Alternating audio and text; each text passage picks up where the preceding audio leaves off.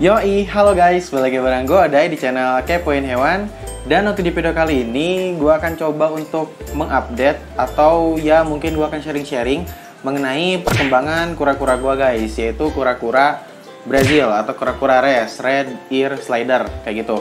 Jadi mungkin beberapa minggu yang lalu, sekitaran 2 atau 3 mingguan, jadi gue habis beli kura-kura res yang baby, ukurannya sekitaran 5 sentian, bisa dilihat videonya di sini.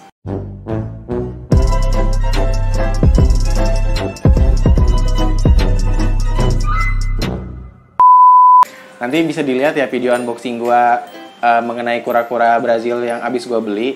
Dan nanti bakal gue tunjukin bagaimana perkembangan untuk sekarang guys, kayak gitu. Jadi pengalaman menurut gua selama ngekip kura-kura res ini atau kura-kura Brazil ini lumayan cukup menyenangkan. Karena kalau gua lihat sekarang kura-kura res gua ini sehat dan dia bisa adaptif lah di tank gua ini. Jadi gua satuin sama ikan-ikan predator, ikan-ikan palmas, ada ikan silver dollar, ikan Cynodontis, ikan Leporinus, banyak lah ikan-ikan predator. Bahkan gue satuin juga sih sama kura-kura MSE atau Malayan Snail Eater. Sebenarnya gue mungkin kurang bagus ya disatukan dengan kura-kura MSE yang ukurannya lebih gede dan juga ikan-ikan predator lain. Namun kalau menurut gue selama pengalaman gue ngekip ini, sejauh ini aman-aman aja, belum ada terjadi apa-apa. Ini sekitaran 3 mingguan berarti ya gue keep. Sejauh ini aman, sejauh ini masih pada akur lah, nggak terjadi luka-luka atau gimana-gimana. Nggak ada korban juga, tapi semoga ya nggak ada lah, kayak gitu. Dan kalau menurut gue pribadi, kalau misalkan kura-kura res ini disatukan dengan ikan predator gitu kan, kayak ikan-ikan, kan gue di sana ikan palmas, Dutch, silver dollar, balasyak, itu bisa banget disatukan dengan syarat si kura-kura res ini lebih kecil dibanding ikan-ikan predatornya guys, kayak gitu. Ya, lebih kecil, karena kalau kura-kura resnya ini lebih gede daripada ikan-ikan predator itu kemungkinan besar bakal dimakan oleh kura-kura res, seperti itu. Nah, jadi bisa banget ya kura-kura res ini disatukan dengan ikan-ikan predator dengan syaratnya tadi, yaitu kura-kura resnya ini lebih kecil dibandingkan ikan-ikan predatornya guys, kayak gitu. Oke. Dan kalau sejauh ini gue ngasih pakannya berupa sebenarnya apapun sih, tapi kalau gue lihat ketika gue ngasih makan kura-kura res ini atau kura-kura Brazil lebih cenderung menyukai udang, yaitu udang beku, udang basah. Dan sekarang gue senengnya itu kura-kura res gue suka banget udang kering. Tapi dia sebenarnya lebih lahap makan udang basah sih, kayak udang beku kayak gitulah. Jadi udang keringnya bakal gue liatin. Nah, sorry. Jadi bentuknya begini. Untuk udang kering yang gue kasih, ini harganya murah banget. Gue beri harganya Rp6.000. Ini gue nggak tahu repack atau gimana. Intinya ini cuma harganya Rp6.000 dan ini kayaknya nggak resmi ya. Jadi kayaknya buatan rumah gitu. Gue nggak tahu dia dapatnya gimana gitu kan cara ngolahnya. Kalau gue cium di sini, udang ini dia kayak bau-bau udang sih. Bangsat kau. Bau udang kering sih, tapi sepertinya kayak udang yang biasa dimakan manusia gitu. Tapi ya beda juga sebenarnya sih. Kalau udang yang biasa dimakan manusia itu udang-udang rebuan kayak gini biasanya keras banget. Nah ini tuh enggak, kayak teksturnya tuh lebih ke lembut kayak gitu sih. Itu untuk pakan kura-kura res gua. Jadi sejauh ini gua kasih udang kering, udang beku, pelet juga doyan. Jadi indikator dia sehat, yaitu ciri-cirinya ketika dia mau makan guys, kayak gitu.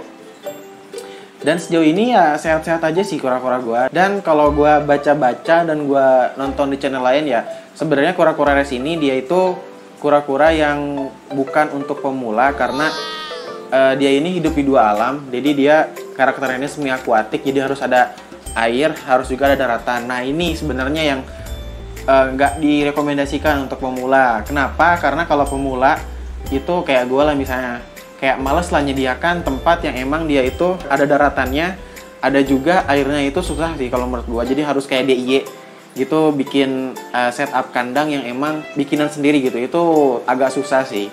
Jadi kura-kura res ini harus disediakan daratannya. Dan di sini gua udah coba kasih daratannya itu berupa akar-akaran dan juga ada batu. Dan kura-kura res ini dia bisa untuk ke daratan itu gitu, untuk ya nggak di air terus lah kayak gitu. Dan ya kura-kura MS gue pun kesana sih untuk berjemur, untuk ya ke daratan lah kayak gitu. Karena kan kura-kura res ini dia kura-kura semi akuatik. Jadi ya bagi kalian yang emang pengen ada niatan untuk nge-keep kura-kura res ini atau kura-kura Brazil, ya diusahakan di tanknya ini dia ada daratan dan juga ada airnya guys kayak gitu. Karena ya kura-kura res ini tuh dia hidup di dua alam, bisa ada di air, bisa ada juga di daratan. Sebenarnya semua reptil itu kan dia harus berjemur matahari ya, makanya perlu cahaya matahari UVA UVB kayak gitulah nggak salah ya.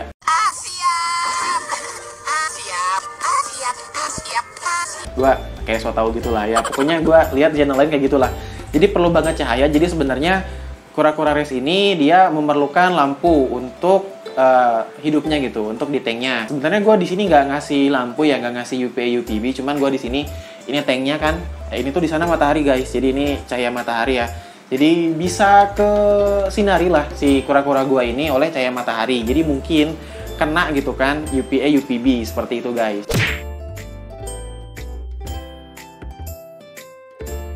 Jadi selama ini gue nggak kasih lampu UVA UVB, cuman lampu biasa lah, lampu akuarium biasa. Itu gue nggak tahu lampu apa, cuman ya itu lampu akuarium lah. Nggak tahu mengandung UVA UVB atau UV apa lah, gue nggak tahu. Tapi sejauh ini ikannya sehat. Ikan lele, ikan paus, apalagi kan banyak. Ikan teri. Hah? Ikan teri. Ikan teri, boleh satu lagi dapat sepeda. Ikan teri, ikan lele, ikan paus, ikan teri, satu lagi. Ikan pontol, ikan pontol, ikan pontol.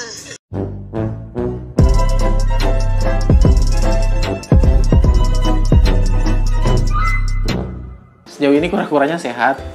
Sejauh ini kura-kura res gua ya aman-aman aja sih, bergerak aktif gitu. Kadang di daratan, kadang di air, jadi ya sehat banget guys kayak gitu. Nanti mungkin bakal gua liatin setup kandangnya seperti apa. Jadi setup kandangnya kalau yang di gua itu dia ada filter pH powerhead yang 1600. Terus gua pakai tank yang emang semeter. Karena kan gua disatuin ya sama ikan-ikan predator, jadinya emang gua mengkomteng lah antara kura-kura dan ikan gitu. Sejauh ini aman, cuman kalau menurut gua nggak disarankan untuk ditiru lah. Karena ya gua takut menyarankan yang emang salah, sebaiknya tuh dipisah sih. Tapi sejauh ini ya aman sih. Ya tapi rekomendasinya untuk dipisah, seperti itulah guys. Ada juga daratan. Di sini gue pakai kayu dan juga pakai batu. Kemudian kadang-kadang juga gue pakai heater karena di sini gue cuma punya heater satu. Jadinya ya kalau misalkan udah terindikasi terjadi apa-apa, gue tambahin heater lah ke tanknya guys kayak gitu.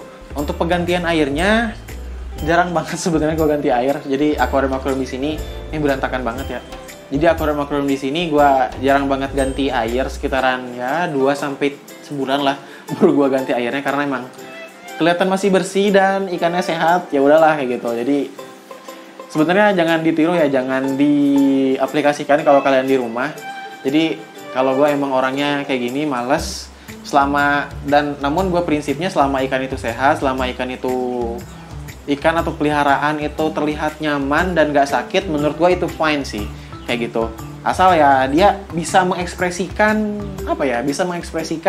kehidupan dia gitu. Karena ya salah satu dari animal welfare membiarkan hewan sejahtera itu adalah express to natural behavior kalau nggak salah ya. Jadi bisa mengekspresikan tingkah lakunya yang alami seperti itu guys. Jadi mungkin segitu aja ya update mengenai kura-kura res gua, kura-kura Brazil red ear slider. Jadi ya mungkin kalau ada yang kurang-kurang dari apa yang gua bahas di sini bisa komen di bawah. Tanyain aja kalau misalkan ada yang kurang-kurang dari video gua. Intinya kayak gitu sih. Jadi kura-kura res gua sehat. Dia sekarang ini hobi makan udang kering juga doyan, pelet juga doyan. Tapi kalau gua lihat dia lebih doyan yang pelet 5.000-an yang Takari. Coba gua tunjukin. Nah, ini dia lebih doyan yang kayak gini daripada premium red atau premium blue. Jadi gua nggak tahu sih, padahal ini goceng doang kan, 5.000 doang harganya. Jadi mungkin kayak gitu aja. Dan ya setup kandangnya seperti itu kurang lebih. Itu yang bisa gua tunjukkan, rekomendasikan. Namun ya gua menyarankan sebenarnya si tank ini atau kandang kura-kura ini ya dipisah lah, jangan disatukan dengan ikan-ikan predator guys kayak gitu. Apalagi disatukan dengan kura-kura MSC gitu kan, yang kura-kura lain lah yang emang dia ukurannya lebih gede guys kayak gitu. Sebenarnya kalau misalkan gua kayak berkelot-kelot gue kayak berdalih gitu kan, kayak nggak salah. Sebenarnya gue berpendapat juga ya, kalau misalkan tanknya gede kan, ini 1 meter ya tanknya ya. Kan res gue palingan 45 sentian, dan kura-kura MSE gue juga sekitaran 10-12 sentian. Jadinya sebenarnya ya, aman sih, karena emang tanknya wadahnya gede gitu. Kecuali kalau kalian dalam satu ember, satu baskom kecil, di situ ada kura-kura berbagai ukuran, itu parah, gak recommended sama sekali sih, karena kontak fisiknya kemungkinannya besar sekali gitu. Karena kalau 1 meter kayak gini, kura-kura MSE sama kura-kura Brazil gue itu jarang ketemu gitu. Jadi ya meminimalisir terjadinya kontak fisik yang dapat menyebabkan luka lah, seperti itu guys. Jadi ya mungkin segitu aja video kali ini, dan semoga video gue bisa membantu kalian, bisa menjadi salah satu referensi kalian, buat bahan kalian nanti kalau misalkan pengen melihara kura-kura res atau kura-kura Brazil lah, seperti itu guys. Jadi ya segitu aja video kali ini. Thanks parah bagi kalian yang udah nonton video ini sampai habis. Jangan lupa like, share, komen, dan juga subscribe di channel ini. Stay kepo di channel Kepoin Hewan. Kepoin hewan, kepoin aja.